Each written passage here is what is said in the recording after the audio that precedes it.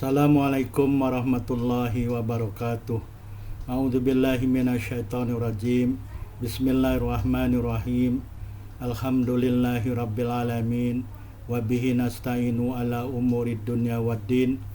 Asyhadu an la ilaha illallah wahdahu la syarikalah wa asyhadu anna Muhammadan abduhu wa rasuluh la nabiyya ba'dah. Allahumma shalli ala Muhammad wa ala ali Muhammad kama shallaita ala ali Ibrahim innaka Hamidum Majid. Allahumma barik ala Muhammad wa ala ali Muhammad kama barakta ala ali Ibrahim innaka Hamidum Majid. Subhanaka la ilma lana illa ma 'allamtana innaka antal alimul hakim. Rabbi shrah li sadri wa yassir li amri wahlul 'uqdatam min lisani yafqahu qawli. Amma ba'd. Tuan-puan, Bapak, Ibu, saudara dan saudari sekalian yang dirahmati Allah Subhanahu wa taala. Kita sambung tausiah atau mudzakarah kita mengenai salat adalah amal ibadah yang sangat penting dalam kehidupan seorang muslim dan mukmin di dunia ini. Dalam kesempatan kali ini kita akan membincangkan penjelasan ketiga, yaitu mendirikan salat adalah untuk mengingat Allah Subhanahu wa taala, dan mendirikan salat boleh mencegah orang yang salat dari perbuatan keji dan mungkar. Salat 5 waktu mempunyai keutamaan yang telah dinyatakan dalam Al-Quran dan Sunnah Rasulullah SAW. Keutamaan salat dalam Al-Quran adalah salat boleh mencegah orang yang salat dari perbuatan keji dan mungkar. Allah berfirman dalam surah ke-29 Al-Ankabut ayat 45, wa aqimis shalah inna sholata tanha 'anil fahsya'i wal munkar wala dzikrullahi akbar wallahu ya'lamu ma tasnaun. Maksudnya, dan dirikanlah salat oleh kamu, sesungguhnya salat itu mencegah dari perbuatan keji dan mungkar, dan sesungguhnya mengingat Allah Subhanahu wa taala itu adalah perkara paling besar, dan Allah Subhanahu wa taala Maha mengetahui apa yang kamu kerjakan. Ada 4 perkara dalam ayat ini yang akan dijelaskan. Perkara pertama adalah firman Allah, wa aqimis shalah. Wa aqimis shalah, mendirikan salat, adalah perintah Allah Subhanahu wa taala kepada Rasulullah SAW dan umatnya. Mendirikan salat adalah menunaikan salat dengan berterusan dan tetap pada waktunya dengan rukun-rukunnya yang sempurna, seperti berdiri membaca Al-Fatihah, ruku, sujud, duduk di antara 2 sujud, tasyahud, salawat, serta syarat-syarat sahnya solat. Perkara kedua, inna sholata tanha 'anil fahsya'i wal munkar. Dalam tafsir At-Tabari telah diriwayatkan dari Ibnu Abbas radhiyallahu anhu, beliau mengatakan bahwa di dalam solat ada perkara yang boleh mencegah dan menghalang seseorang yang solat dari berbuat maksiat kepada Allah Subhanahu wa taala.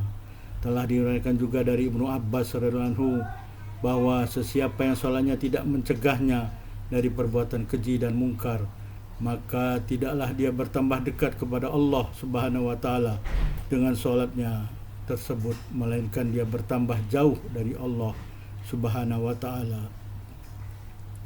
Ibnu Mas'ud radhiyallahu anhu mengatakan, sesiapa yang salatnya tidak menyebabkan dia berbuat baik dan tidak menghalangnya dari perbuatan mungkar, maka salatnya tidak akan membuat dia bertambah dekat kepada Allah Subhanahu wa taala, melainkan akan semakin jauh dari Allah Subhanahu wa taala. Telah diriwayatkan hadis dari Ibnu Mas'ud radhiyallahu anhu dari Nabi sallallahu alaihi wasallam, sungguhnya baginda bersabda, la sholata liman lam yuti'is shalah wa ta'atu shalah an tanha 'anil fahsya'i wal munkar. Maksudnya, tidak ada salat bagi orang yang tidak mentaati salat. Maksud mentaati salat di sini adalah bahwa salat itu menghalangnya dari perbuatan keji dan mungkar. Telah diriwayatkan hadis dari Al-Hasan radhiyallahu anhu, beliau mengatakan Rasulullah SAW bersabda, man sholla sholatan lam tanhahu 'anil fahsya'i wal munkar lam yazdad biha minallahi illa bu'da. Maksudnya, sesiapa yang salat satu salat yang salatnya tersebut tidak menghalangnya dari perbuatan keji dan mungkar, maka solatnya tersebut tidak akan membuat dia bertambah dekat kepada Allah Subhanahu wa taala, melainkan bertambah jauh dari Allah Subhanahu wa taala. Ibnu Umar radhiyallahu anhu mengatakan, ayat-ayat Al-Quran yang dibaca dalam sholat boleh mencegah atau menghalang seseorang dari perbuatan keji dan mungkar, dari perbuatan zina dan maksiat kepada Allah Subhanahu wa taala.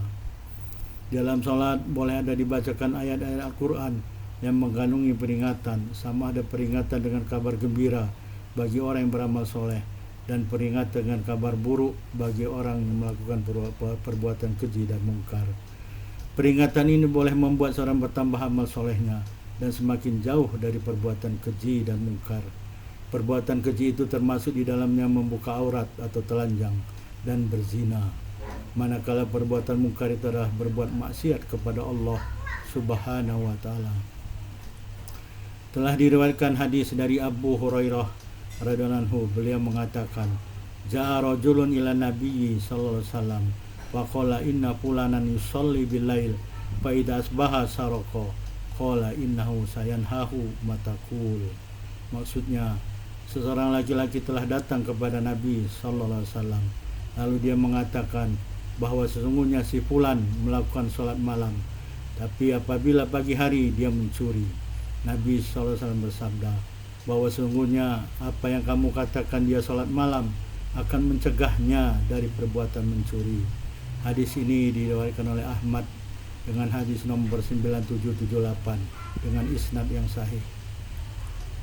Dalam tafsir Al-Qurtubi telah diriwayatkan dari Anas bin Malik radhiyallahu anhu, kana fatan minal ansor yusalli man Nabi sallallahu alaihi wasallam wa la yadau syai'an minal fawahish was saraqa illa raqibah.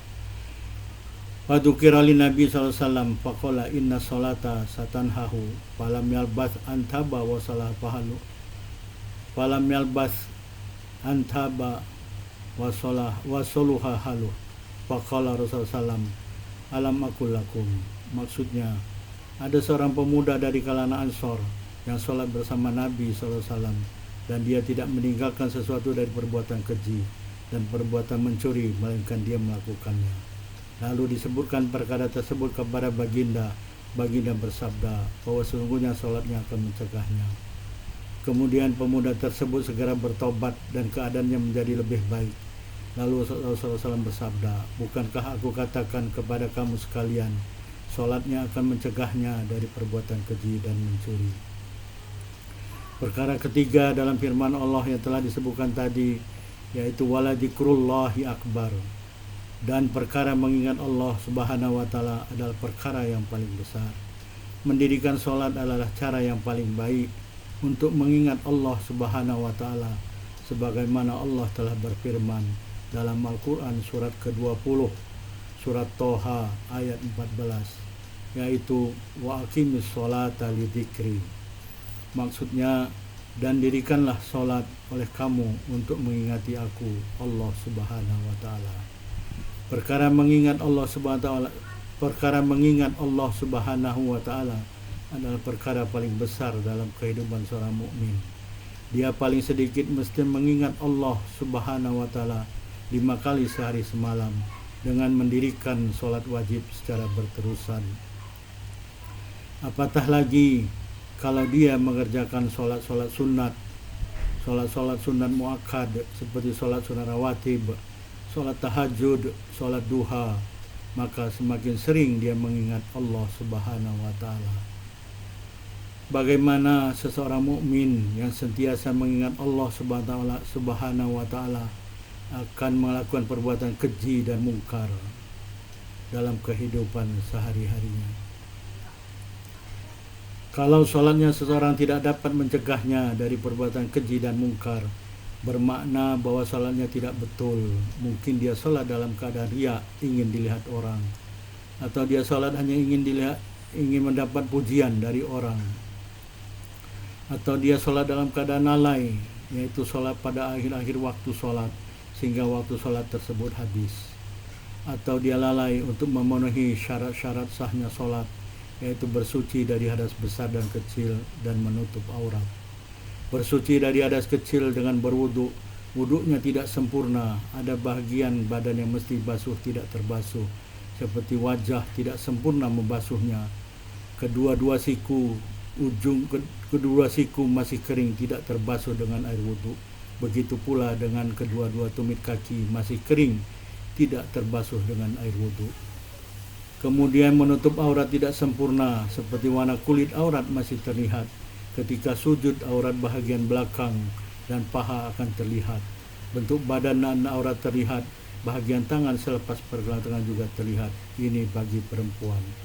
Atau bacaan yang wajib dalam sholat belum sempurna, atau masih banyak yang salah, atau tidak memahami apa-apa yang dibaca dalam sholat, termasuk ayat-ayat Al-Quran yang dibaca.